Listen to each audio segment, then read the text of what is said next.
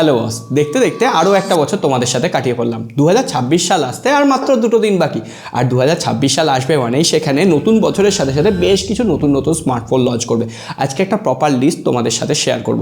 আর তোমরা যদি এই সিরিজের ভিডিওগুলো দেখো তাহলে দেখবে আমরা মোটামুটি যে স্মার্টফোনগুলো তোমাদের সাথে শেয়ার করি তার 90% স্মার্টফোনই কিন্তু লঞ্চ হয়ে যায়। এতটাই অথেন্টিকেট সোর্স থেকে আমরা খবরগুলো নিয়ে আসি। আর তাই জন্যই বলছি তোমরা অথেন্টিকেটভাবে ওই লাইক সাবস্ক্রাইব বাটনটা প্রেস করে রেখো যাতে এই ধরনের আপডেট মিস না হয়ে যায়। আর হ্যাঁ, ওই ঘন্টিটা নিজের মনে করেই বাঁচিয়ে রাখো। আর আজকের এই এপিসোডেও না আমি একটা ইন্টারেস্টিং প্রোডাক্ট তোমাদের সাথে শেয়ার করব। চলো প্রথমে আজকে রিয়েলমির আপকামিং ফোনগুলো দিয়ে শুরু করি। বছরের শুরুতেই রিয়েলমি লঞ্চ করবে রিয়েলমি 16 প্রো আর রিয়েলমি 16 প্রো প্লাস। 16 প্রোটা একটু বক্সি ডিজাইনের সাথে আসবে, আর 16 প্রো প্লাস যেটা সেটা একটু কার্ভি ডিজাইনের সাথে আসবে। কিন্তু 16 প্রো বলা হচ্ছে 20,000 রুপির প্রাইস পয়েন্টে লঞ্চ করবে, যেখানে মিডিয়াটেকের ডায়মন্ডসিটি 7300 ম্যাক্স চিপসেট থাকবে। পাশাপাশি ফ্ল্যাট ওয়েলের ডিসপ্লে, 6000 মিলিঅ্যাম্পিয়ারের ব্যাটারি, 80 ওয়াটের ফাস্ট চার্জিং সাপোর্ট। কিন্তু হ্যাঁ, LPDDR4X র্যাম থাকবে। 20,000 রুপি বা 22,000 রুপির প্রাইস প্যাকেটে কতটা পারফরমেন্স ভালো দেয় সেটাই দেখার। আর রিয়েলমি 16 প্রো প্লাস যে ভ্যারিয়েন্টটা আসবে সেখানে ওয়েলের ডিসপ্লে থাকবে 1.5K, আর সেখানে কোয়ালকম স্ন্যাপড্রাগন 7 Gen 4 চিপসেট থাকছে। পাশাপাশি 50 মেগাপিক্সেলের মেন, 8 মেগাপিক্সেলের আল্ট্রা ওয়াইড আর 50 মেগাপিক্সেলের একটা 3.5x টেলিফটো সেন্সর থাকছে। পাশাপাশি 50 মেগাপিক্সেলের একটা সেলফি ক্যামেরা, 7000 মিলিঅ্যাম্পিয়ারের ব্যাটারি। মোটামুটি এই ফোনটা না 30,000 রুপির ওপরেই লঞ্চ করবে ধরে নেওয়া যায়। তবে শুধুমাত্র রিয়েলমি 16 সিরিজের দিকে তাকিয়ে থাকলেই হবে না, তার সঙ্গে সঙ্গে রেডমি নোট 15 সিরিজও লঞ্চ করবে। তো দেখা যাক বছরের শুরুতেই কে ধামাকা করে, রিয়েলমি 16 সিরিজ নাকি রেডমি নোট 15 সিরিজ। তোমরা হলে কাকে ভোট বেশি দিতে, রেডমি না রিয়েলমি? আগে কমেন্ট বক্সে জানাও।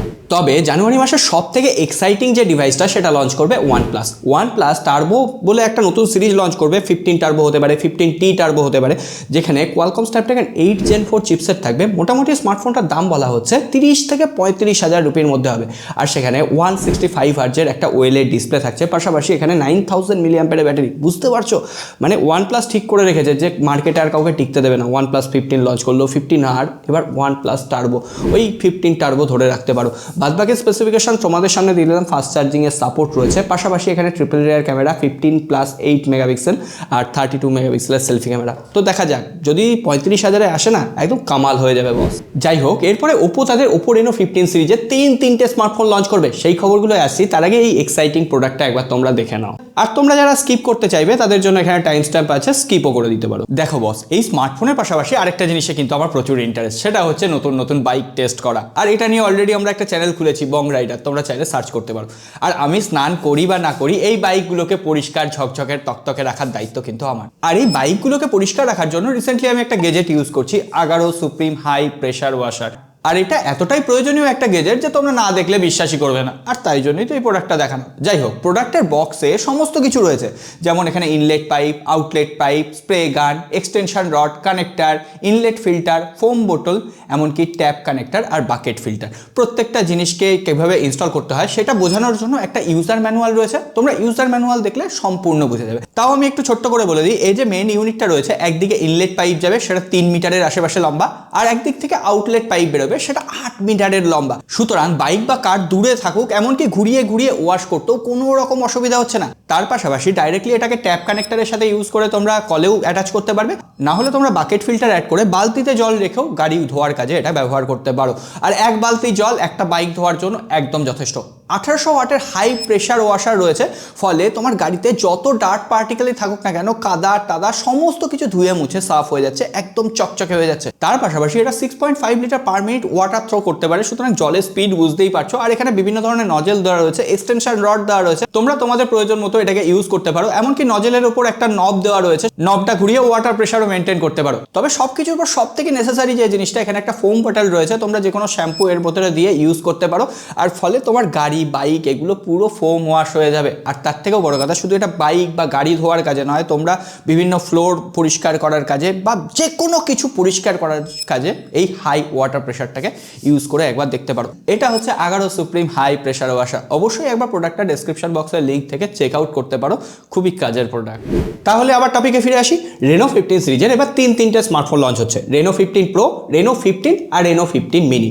রেনো 15 মিনি যে স্মার্টফোনটা সেটা একদম কম্প্যাক্ট সাইজের একটা ডিভাইস হবে, 6.32 ইঞ্চির, বাদবাকি স্পেসিফিকেশন তোমাদের সামনে দিয়ে দিলাম। এমনকি মিনি যে স্মার্টফোনটা হবে সেখানেও কিন্তু এবার 200 মেগাপিক্সেলের প্রাইমারি সেন্সার, 50 মেগাপিক্সেলের আল্ট্রা ওয়াইড আর 50 মেগাপিক্সেলের আর 3.5x টেলিফটো সেন্সার থাকছে। পাশাপাশি কম্প্যাক্ট সাইজের স্মার্টফোন হওয়ার পরও 6200 mAh এর ব্যাটারি, ফাস্ট চার্জিং সাপোর্ট, তবে হ্যাঁ ওয়্যারলেস চার্জিং থাকছে না। আর মিডিয়াটেকের ডায়মেনসিটি 8450 মতো একটা পাওয়ারফুল চিপসেট থাকছে।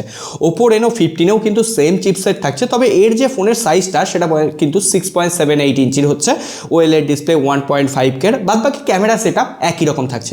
আর যে প্রো ভার্সনটা সেখানে শোনা যাচ্ছে কোয়ালকম স্ন্যাপড্রাগন 7 জেনারেশন 4 চিপসেট থাকবে, আর সেটা 50,000 রুপির আশেপাশে লঞ্চ হবে। সো বুঝতেই পারছো ওপো রেনো 15 সিরিজ কিন্তু যথেষ্ট এক্সপেন্সিভ হতে চলেছে। আর এটা শুধুমাত্র ওপো রেনো 15 সিরিজের ক্ষেত্রে নয়, প্রত্যেকটা স্মার্টফোনের দাম বাড়ছে, ইতিমধ্যে তোমরা জেনে গেছো।